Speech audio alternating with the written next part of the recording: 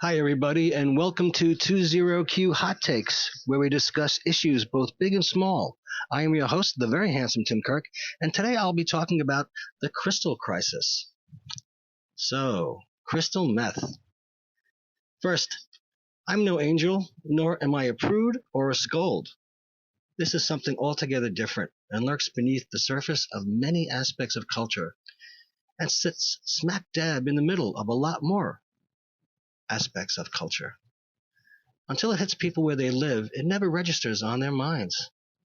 Family, friends, and acquaintances start to lose their grip when it becomes apparent that they or someone close to them is a thrall to this chemical concoction, and the effects alter the course or trajectory of many people's lives. The flirtation, experimentation, seduction, addiction, and succumbing to the insidiousness of this plague is frightening. The worldwide plague, crystal meth. I did meth once in 1970, a while ago. It was given to me in exchange for some hashish, and I had never used it before.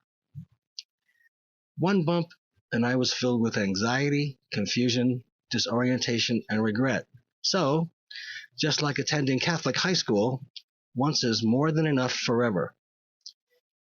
As I previously stated, it is insidious. Oxycontin, cocaine, meth, heroin, and other substances all ruin lives, whether they are amphetamines or opiates or whatever. The euphoria, the increase of desire, enhanced sexual pleasure, the release of inhibitions, the lack of awareness of surroundings, the lack of comprehension of consequences, the vastly decreased immune responses, make me wonder why progressive, professional, forward-thinking adults who have secured gainful employment, let alone layabouts or those facing an unpleasant day-to-day existence, use this on a recreational basis and think nothing of it, while the telltale signs of addiction and degradation surround them, as if they are unavoidable facts of life. This is not solely the domain of various subsets of subculture, hillbillies, antisocial types, gay men, etc. No. And what gives me pause, especially, are those leading double lives while using this. It's hard enough to keep your life straight while you are fully aware and conscious of your duplicitous actions, so this must be exponentially more difficult to cope with once you return to the pretense of your usual experience. And coming down, or the after effects of usage in one's now scattershot psyche, and I am continually shocked at the matter-of-fact recreational use of this drug on a worldwide basis. If I ever talk about drugs, people yell out some sort of whoop, either because I suspect they are using them while I speak, or are trying to get some. Getting some is not too hard these days. I smell weed every time I step out onto the street, and I like to joke that I get a contact high on every block 24/7 these days. Truck drivers getting stoned while parked in Midtown during the workday do not inspire confidence in traffic safety. Office workers might now feel like getting drunk at lunch isn't so bad in comparison to their boss coming back reeking of green. And that is all very tame by comparison to the effects of crystal meth. And I speak as a layman or a bystander. Meth is something I am blissfully unaware of for the most part.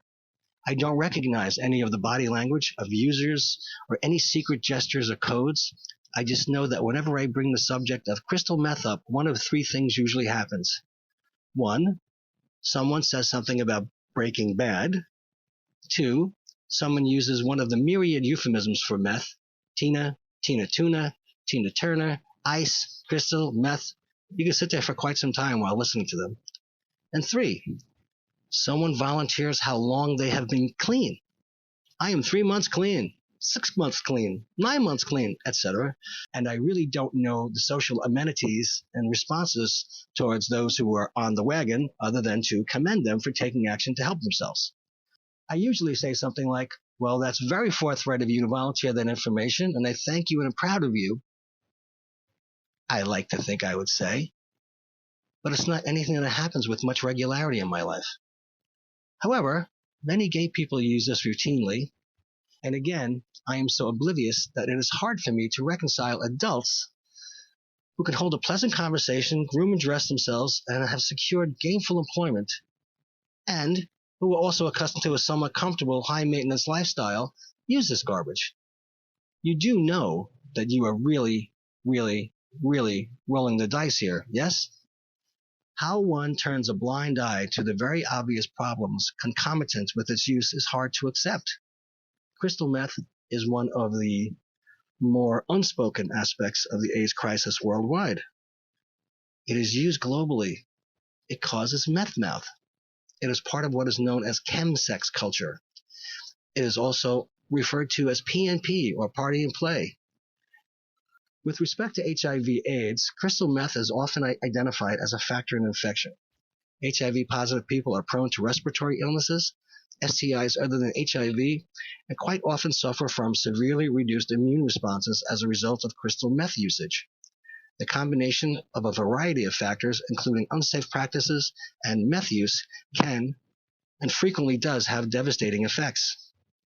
It is corrosive, both of body and mind. I have no use for it and hold those who condone its usage in disdain. I now step off my soapbox for this episode. See you next time, and as the kiddies say, peace out.